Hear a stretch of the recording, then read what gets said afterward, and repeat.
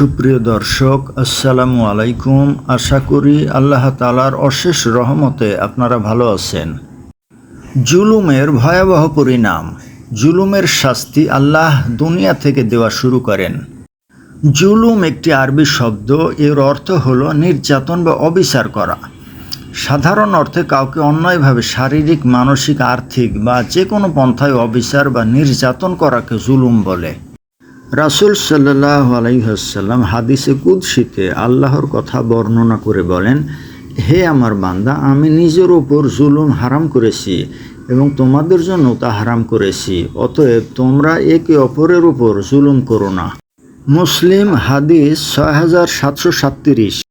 যারা মানুষের উপর জুলুম করে এবং প্রাপ্য অধিকার থেকে বঞ্চিত করে তাদের ব্যাপারে রাসূল সাল্লাল্লাহু আলাইহি ওয়াসাল্লাম বলেছেন, নিশ্চয় যারা মানুষকে অন্যায়ভাবে কষ্ট দেয় আল্লাহ তাআলা তাদের শাস্তি প্রদান করবেন।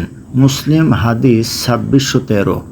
পবিত্র কোরআনের অসংখ্য আয়াতে আল্লাহ তাআলা জুলুমের ব্যাপারে মানব জাতিকে সতর্ক করেছেন।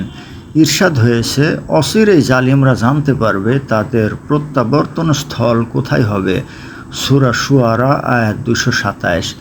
অন্য আয়াতে আল্লাহ তাআলা বলেন, জালিমরা কখনো সফলকাম হয় না। সূরা আনাম আয়াত ৫৭। জুলুমের পরিণাম খুবই ভয়াবহ। জুলুম এমন একটি অন্যায় কাজ যার শাস্তি আল্লাহ তাআলা ইহকালেও দিয়ে থাকেন।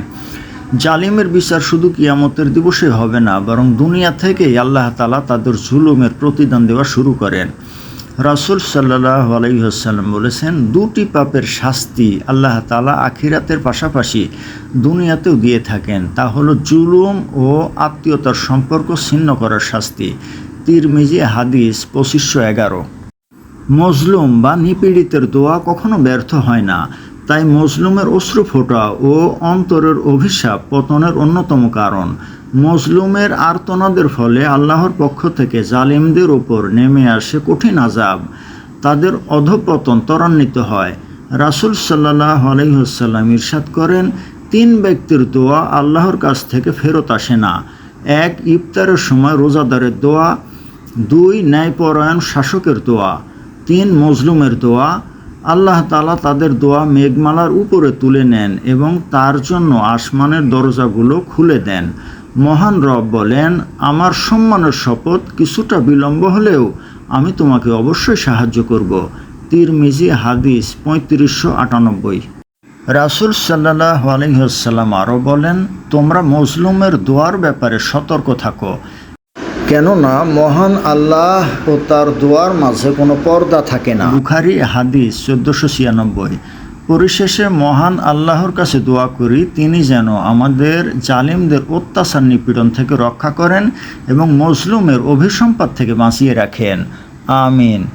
তো সম্মানিত দর্শক, যারা জুলুম করে তাদেরকে জালেম বলা হয়, আর যার উপরে জুলুম করা হয় তাকে মাজলুম বলে।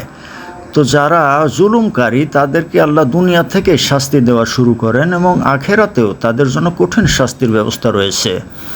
তো পরিশেষে আল্লাহ তাআলা আমাদেরকে জুলুম করা থেকে বিরত থাকার মতো তৌফিক দান করুন এবং জালেমের অত্যাচার থেকে হেফাজত করুন। আমিন। তো সম্মানিত দর্শক, ভিডিওটি ভালো লাগলে লাইক, কমেন্ট, শেয়ার করুন এবং আমার চ্যানেলটি সাবস্ক্রাইব করুন। আল্লাহ হাফেজ।